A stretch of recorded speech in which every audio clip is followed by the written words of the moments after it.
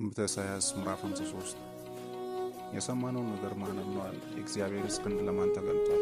በፊቱ እንደ ቡቃያ ከደረቅም መሬት እንደ ሥር አድጓል። መልክና ውበት የለውም፣ ባየነው ጊዜ እንወደው ዘንድ ደም ግባት የለውም። የተናቀ ከሰውም የተጠላ የሕማም ሰው ደዌንም የሚያውቅ ነው።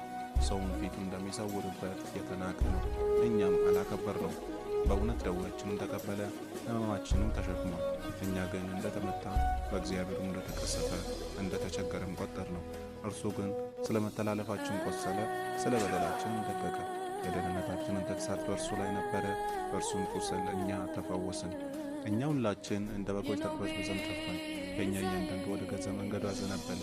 እግዚአብሔርም የሁላችንን በደል በእርሱ ላይ አኖረ። ተጨነቀ፣ ተሰቃየም፣ አፉንም አልከፈተም።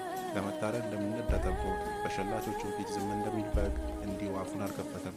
በማስጨነቅና በፍርድ ተወሰደ። ስለ ሕዝቤ ኃጢአት ተመትቶ በሕያዋን ምድር እንደተወገደ ከትውልድ ማን አስተዋለ?